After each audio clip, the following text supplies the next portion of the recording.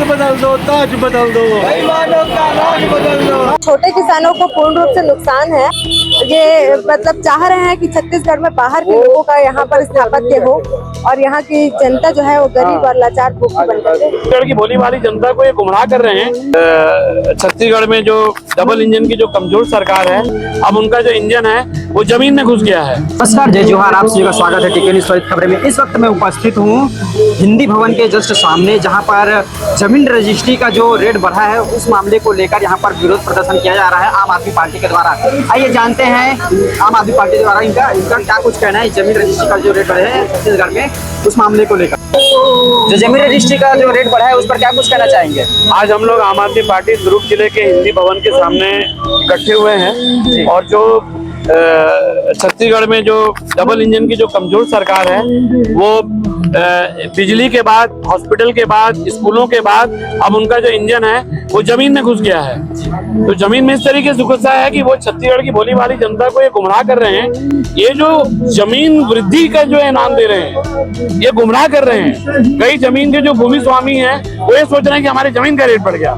इन्होंने अपना जो स्टैंप ड्यूटी है, जो रजिस्ट्री चार्जेस हैं, उसको बढ़ाने के लिए इन्होंने कलेक्टेड रेट बढ़ा दिया है।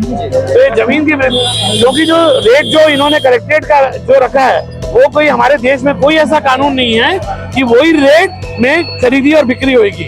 खरीदी बिक्री के लिए और कोई कानून नहीं है।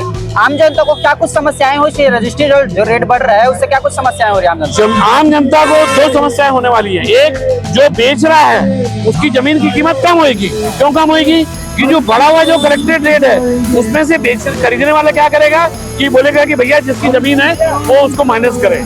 तो जमीन का रेट खरीदार जो भूस्वामी है, जो भूमि स्वामी है, वो उसके जमीन का रेट कम होगा। ये जो विरोध प्रदर्शन कब तक चलेगा? मैं आपको बताना चाह रहा हूँ कि पूरे छत्तीसगढ़ में जो है ये विरोध चल रहा है और ये विरोध जो पूरे छत्तीसगढ़ के 32 जिलों में हो रहा है आम आदमी पार्टी के द्वारा।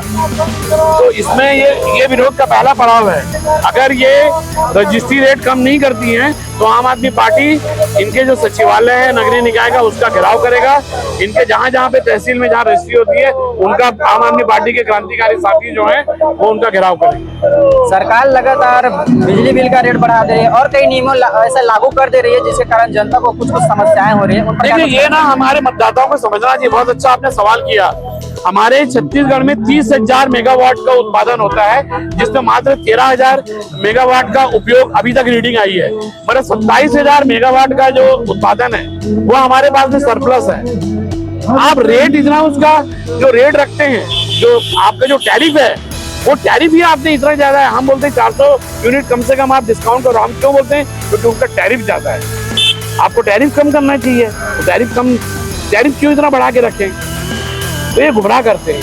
आप इस जमीन रजिस्ट्री का रेट को किस दृष्टिकोण से देखते हैं? इन लोग के पास में कोई आर्थिक नीति है नहीं। मैं आपको बताऊं, ये जो आपने सुना होगा कि भारतीय जनता पार्टी 24 घंटे चुनाव मोड में रहती है। तो चुनाव मोड का मतलब क्या रहता है? बिना पैसे से चुनाव इन लोग करते हैं क्या?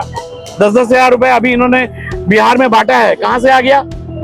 तो ये जो है ये घूम फिर के जनता का पैसा को भ्रष्टाचार करते हैं, अपने तक पहुंचाते हैं और उसके बाद में चुनाव में इस्तेमाल करके और वोट चोरी करके जीतते हैं। जी, अपना परिचय दे दीजिए। मैं देवेंद्र सिंह भाटिया हूँ, आम आदमी पार्टी का प्रदेश सचिव। जी, इस जमीन रजिस्ट्री के रेट को जो बढ़ा है उस पर क्या कुछ कहना चाहेंगे?